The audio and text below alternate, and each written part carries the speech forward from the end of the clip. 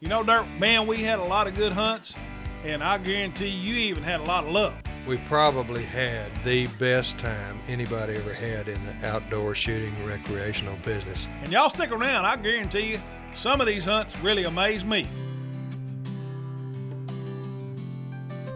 It's time for Outdoor University with Charlie Ingram and Dirt King. Join nationally known outdoorsmen Charlie Ingram and Dirt King as they give you the inside tips on hunting. Whether you're after white-tailed deer, wild turkey, elk, or ducks and geese, Outdoor University can teach you all the fine points that will make you a better hunter. You know, there's one thing about my job that I really like, is that I'm an outdoors kind of guy. That puts me in touch with people that love the outdoors. And this show you're going to see today is very special.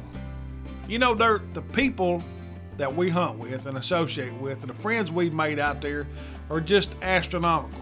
When you have the opportunity to deal with the people that drive this entire shooting business, it is more fun than any other thing that you can possibly do. What makes that so good is their passion for the sport, and they really become lifelong friends of ours simply because we all have one goal in common, and that is to increase the hunting sports in America to its ultimate goal. We're on the YO Ranch in the hill country of southern Texas, and Alice Polocheva, president of CZ USA, just saw so many axis deer in one place that she couldn't line up a shot on the one she wanted. There was too much of a crowd. So her guide Craig Zorn takes her to another part of the ranch and another herd. Okay, there's those two bucks that we've been watching.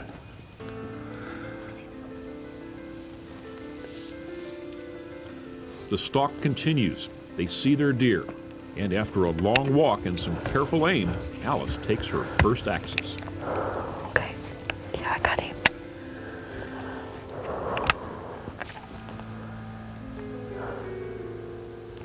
All right. Oh, come on, come on.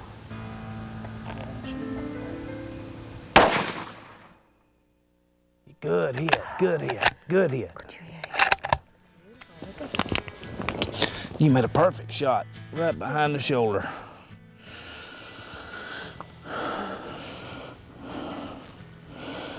How about his tooth where I'd say he's 5 years old. Nice deer, nice deer. Boy, that shot was perfect. Perfect. After several days. The last day. The last. Last day, last hour, yeah. And it seems the one that we were after for quite a while.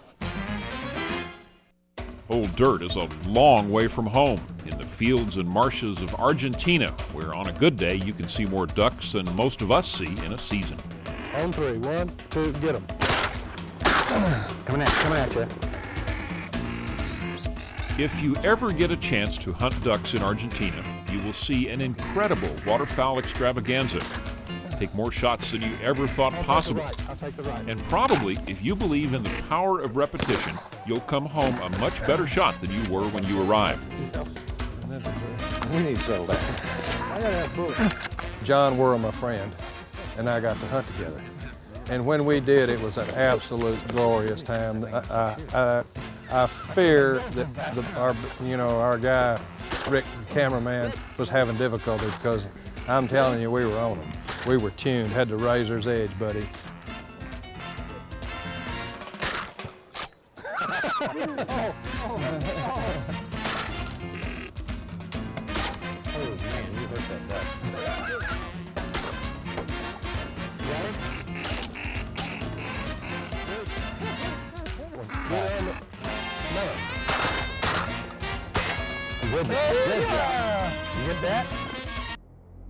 And now get ready to join Old Dirt and Charlie as we have the best of our shows. You're going to have more fun than when your little brother got ate by the hogs. This just may be the quickest hunt Charlie's ever been on. Charlie headed to his stand just before daylight, and he wasn't even all the way up in the tree before he started seeing deer. We know I got to the tree just a little bit late. It was just turning daylight, and I climbed up into the stand, and just as I stepped over in the stand, an 8-point, small 8-point, ran out in the field. It was so early that I had to use binoculars to even really tell how big a deer it was. So I got up, and I usually pull my gun up with a rope, and I looked over in the edge of the woods, and lo and behold, here comes this giant deer walking down through there. So I picked up my Thompson Center with that .308 Hornet in it and shot him just stone dead right there. Yeah, buddy, that's a giant, I'm telling you. I can't even see him unless I look it through the scope. He's a giant. I don't know whether the camera will get him or not. I want you to look. What a deer. Goodness, what a deer. Unbelievable. That's a first for me in all my years of deer hunting to ever shoot one before I ever untied the gun. Unbelievable. I don't guess I need to untie it now, do I? I'm done. Whew, what a day. Well, I can see 4 points. I know it's a 10 at least. Boys, I'm gonna tell you, that's a giant right there, and they don't get much bigger than that. Goodness, look at the brow tine. 5-inch brow tine. What a deer, golly. I mean, this deer is old. Yeah, he's done. I want you to look what a deer, goodness. Look at this. Is that not something? We're hunting the eastern turkey at the Wetlands Acquisition Wildlife Property near Clarksville, Tennessee. This is very exciting because it's my very first time. As soon as you feel comfortable about shooting, you don't have to wait, because now the closer it gets, the more opportunity there'll be for a mess up. Okay. So, as the turkey starts coming up there, when they gobbles, a lot of times they'll run their neck out, and they'll jerk it back down and start moving. When he runs that neck up and he's in range, that's when you shoot him. Wow. Next thing you know, we got this herd. I mean a herd, a flock is just a few. I'm talking about a herd now of hens. They're coming by, a few jakes.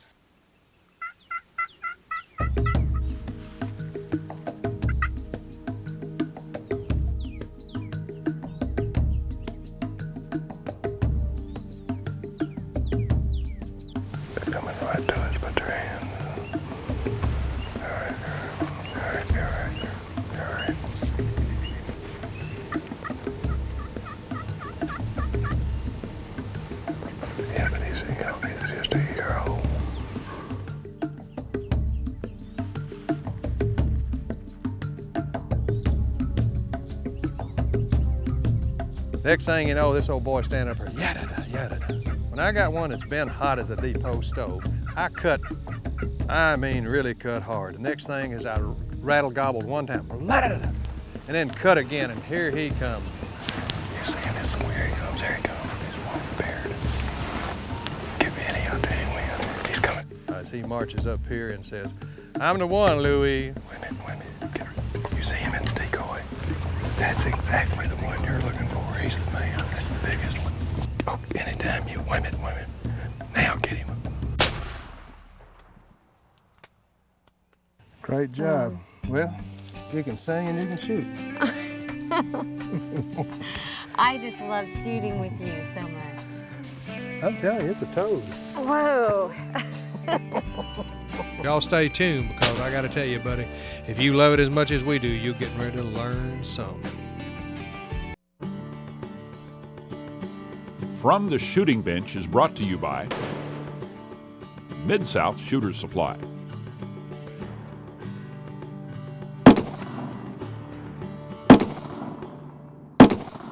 Well, David, let me ask you a question. You're out here on this bench, you got this thing locked down pretty good. What if you're out here in the field and a pig or a deer or whatever comes out of the woods?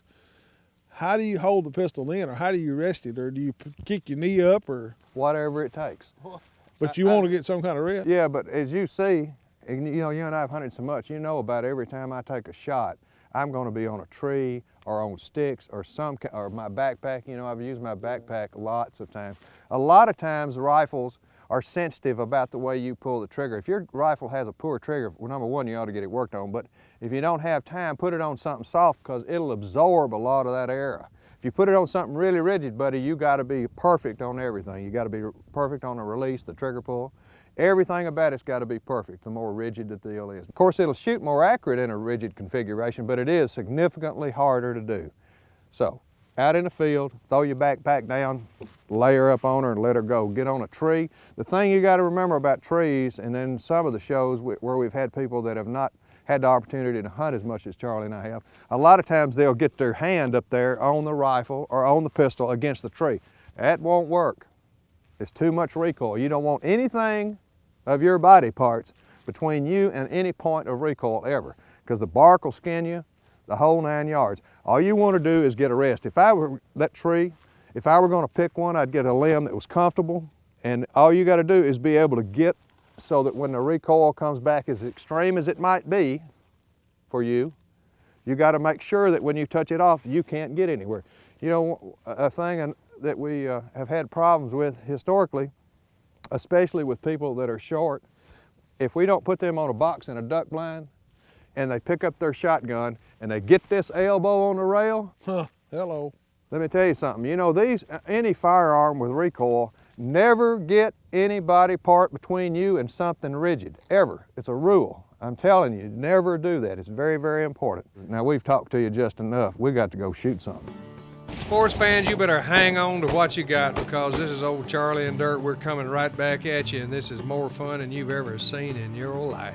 You know, Dirt, we get a chance to hunt with the best outfitters in the country, and buddy, I'd just like to say thank you to all the outfitters, because they really help drive our industry.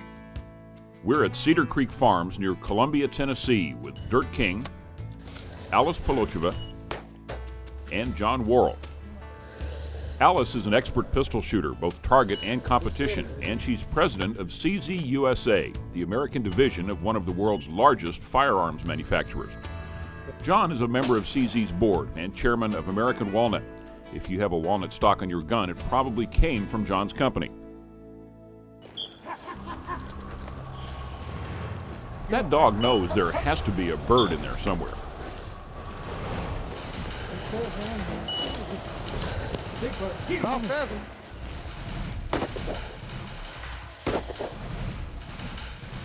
There you go. Good shot, Alice. I guess that side-by-side works for you. What do you think? I think this one is not going anywhere. Whew, that's what you call getting up under your feet, isn't it? And nothing out here will get your attention quite like a bird you didn't expect. That was a good shot. That I guess the over and under is working well for you. The over and under works very well, yes. That was a surprise bird, and you were right on it.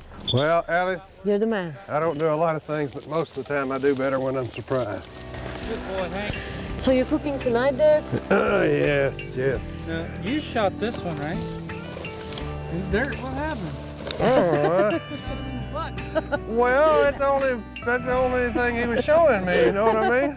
It's a frosty winter morning in the Cumberland River bottoms near Clarksville, Tennessee, and Dirt King is teaching some young hunters how to call those geese and ducks in.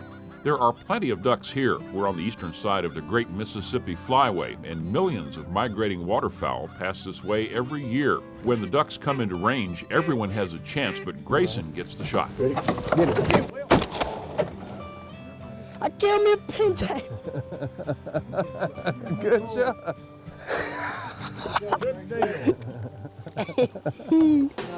Well, Grayson, that's pretty good for the first shot of the morning, you know what I mean? Yes, sir. That's pretty quick, too. That's very good. I believe you've been at this game before, huh? Yes, sir. That's the same gun I shot in the show the other day. It's already been trained. Oh, has it? Okay. Today we're in Texas, almost in Mexico, just a few miles from the border and the Rio Grande River. That's where we find the Rio Grande turkey. This map from the National Wild Turkey Federation shows the main part of the Rio Grande's range.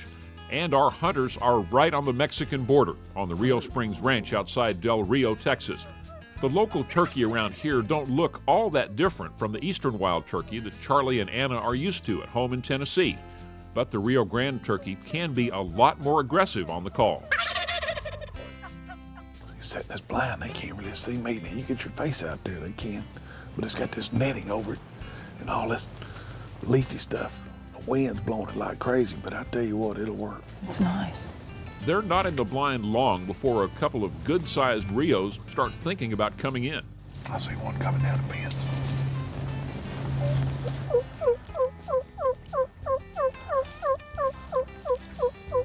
Looks like there's 2 of them. Yeah, when he comes around that bush, though, I think the biggest one's in the front. When he comes around that bush, you shoot him, all right? Okay. Finally, they are near enough for a shot.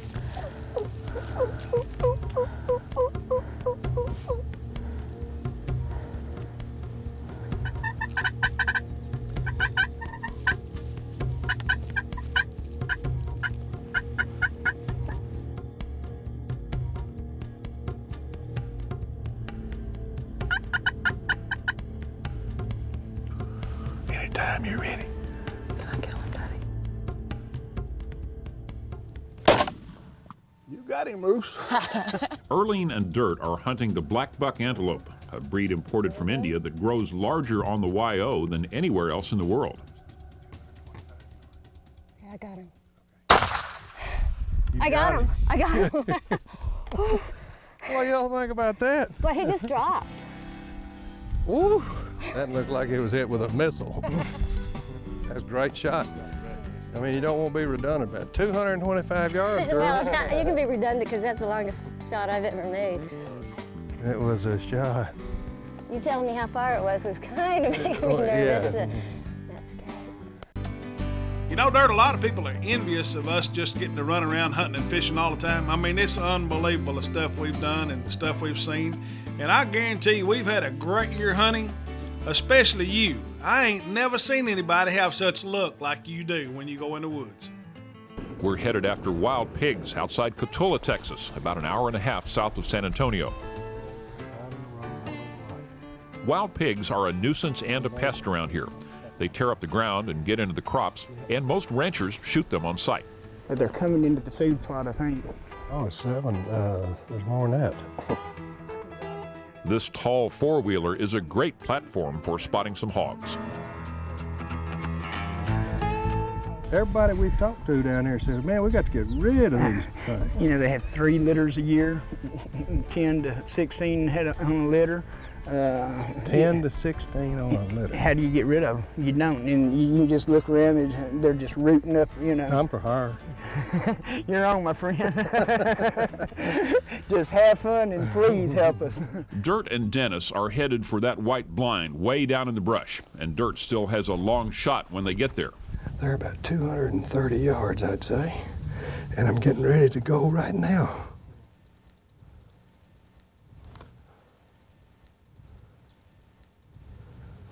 Going hot. Here we go.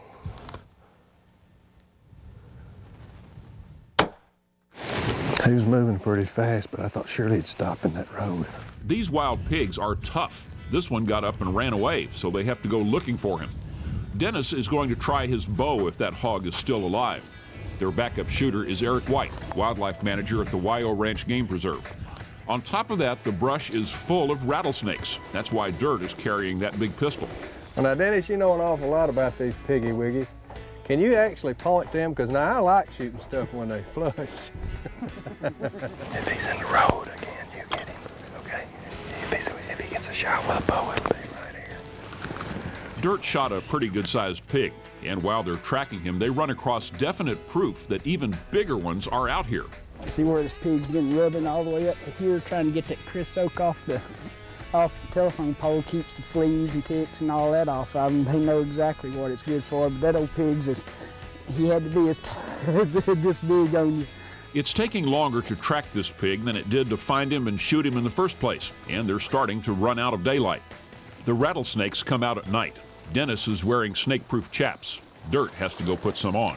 Hey, Dirt, you might want to go get your snake chaps. I mean, it ain't safe out here with these snakes. This search is getting long, but Dennis and Dirt won't give up.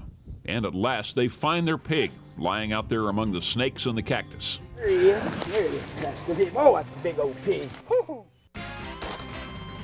We're dove hunting with Dirt King in Cordoba province of Argentina, just outside the city of Cordoba and several thousand miles outside our own United States. You can't beat this for a day in the field. Your friends are here, everyone gets plenty of shots, and the birds just keep on coming.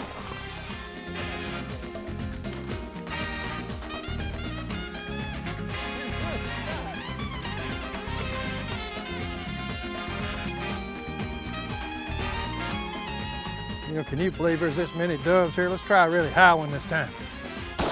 Nothing builds confidence like hitting 20 or 30 birds in a row. There's no question about your shooting going to get better. I got him.